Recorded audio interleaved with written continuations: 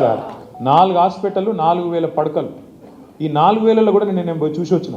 Programme ఎంత గొప్పగా చేసిందంటే శ్రీనివాస్ యాదవ్ గారు, నేను ఉత్తగా అన్న మొన్న ఒకరోజు అన్న మనం పోయి చూసొద్దాంపా, నువ్వు మొన్న పోయినావు కానీ చూసొద్దాంపా, మనం కట్టింది కదా, మళ్ళీ వీడు పోయి రిబ్బన్లు కట్ చేసి వీడు డ్రామాలు చేస్తాడు 4 ఫ్లెక్సీలు కట్టి, వీడు రిబ్బన్ కటింగ్ మాస్టర్ ఉన్నాడు మచ్చర్పాయలు వాడు, కాబట్టి మనం పోవాలి కదా అంటే అన్నాడు నువ్వు రా, నేను ప్లాన్ చేస్తా అన్నాడు.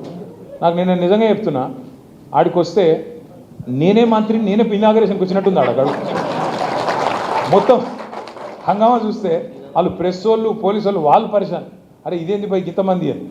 అంటే పాయింట్ ఏంటంటే ఏ ప్రోగ్రామ్ చేసినా అంత పకడ్బందీగా, అంత వ్యూహాత్మకంగా, అంత ప్రణాళికబద్ధంగా మీ నాయకుడు శ్రీనివాస్ యాదవ్ గారు చేస్తారు. ఆయన మీకు నాయకుడిగా ఉండడం మీ అదృష్టం. ఆయనను చూసి మిగతా చాలామంది నాయకులు నేర్చుకోవాలి. పార్టీ ప్రోగ్రామ్ అయినా, గవర్నమెంట్ ప్రోగ్రామ్ అయినా, ప్రజల ప్రోగ్రామ్ అయినా ఎట్లా చేయాలి, ఎట్లా చేస్తే ప్రజలకు లాభం అవుతుంది, పార్టీకి లాభం అవుతుంది అనేది ఒక ఆర్ట్. అది ఇవాళ శ్రీనివాస్ యాదవ్ గారు మీకు అట్లాంటి నాయకుడు మీకు ఉండడం అదృష్టం. నేను చివరిగా మీకు ఒక్కటే చెప్పేది, ఇవాళ హైదరాబాద్లో మనం ఒక్క సీటు కూడా కాంగ్రెస్కి ఇవ్వకుండా అన్ని మనమే గెలిచినాం.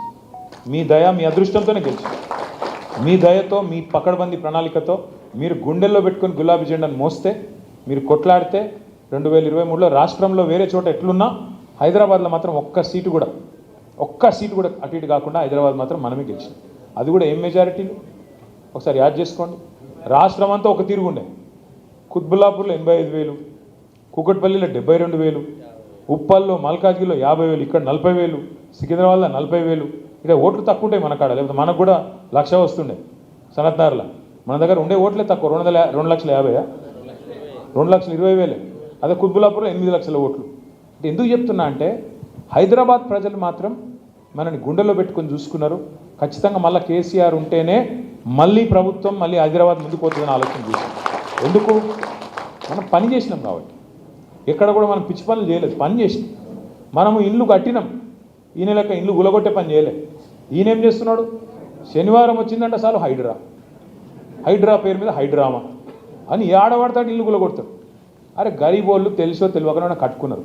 కేసీఆర్ గారు రాష్ట్ర వ్యాప్తంగా జీవో నంబర్ 58 కింద 59 కింద ఎక్కడన్నా గరీబోళ్ళు గవర్నమెంట్ జాగాలు ఇల్లు కట్టుకుంటే 2,50,000 మందికి పట్టాలు ఇచ్చిన నాయకుడు కేసీఆర్ గారు.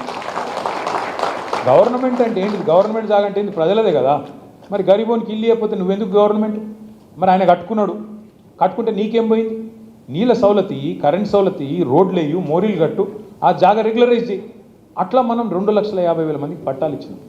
గిరిజనులు కొన్ని చోట్ల మరి జంగల్ కొంత సాఫ్ చేసి పోడు చేసి భూమి వ్యవసాయం చేస్తుంటే 4.5 లక్షల మందికి 4.5 లక్షల ఎకరాలకు పోడు పట్టాలు ఇచ్చిన నాయకుడు కేసీఆర్ గారు. అంటే ప్రజలు చూస్తున్నారు ఫరకీని. గరీబోళ్ళను కడుపులో పెట్టుకొని కేసీఆర్ గారు చూసుకుంటే ఈయన ఏం చేస్తున్నాడు? ఈయన గురించి ఎంత తక్కువ మాట్లాడితే అంత మంచిది. కానీ ఒకటి మాత్రం పక్కా, ఇవాళ ఒక హైదరాబాద్లో కాదు, రాష్ట్రం మొత్తం ప్రజలు ఎదురు చూస్తున్నారు. ఎప్పుడు ఎలక్షన్ వస్తుందా, ఎప్పుడు కాంగ్రెస్ పోతుందా, మళ్ళీ కేసీఆర్ వస్తాడా? ఇలా స్లోగన్ ఒకటే రాష్ట్రం అంతటా, కాంగ్రెస్ పోవాలి, కేసీఆర్ రావాలి, కేసీఆర్ రావాలి. ఇది మొత్తం రాష్ట్రంలో ఏడవై రైతును అడుగు, తప్పు చేసినాం సారు ఏం చేయాలి, అప్పుడేదో అయ్యింది అట్లా అని బాధపడుతున్నారు. ఇక హైదరాబాద్లో అయితే ఏం మారలేదు, జోర్దార్ ఉన్నది పరిస్థితి. కార్పొరేషన్ ఎలక్షన్ ఎప్పుడు పెట్టినా ముమ్మాటికి మళ్ళీ గెలిచే పార్టీ ఖచ్చితంగా బీఆర్ఎస్ అని అనుమానం ఉంది. కానీ ఇంట్లో కూర్చుంటే గెలవదు. ఇంకా అట్లా అని చెప్పి మళ్ళీ ఉపన్యాసాలు ఇస్తాం, నేను రోడ్ షోలకు వస్తా, సీనన్న తిరుగుతాడు, అట్లా కాదు. ఇప్పుడు మీరు పక్కడబందీ చేసుకుంటే, ఇంతకుముందు లేవు నేను చెప్పిన వీళ్ళకు. నెక్స్ట్ ఎలక్షన్ ఎవరది? కార్పొరేటర్ లేదేనా? శ్రీనివాస్ యాదవ్ గారి ఎలక్షన్ ఎప్పుడు ఉంది?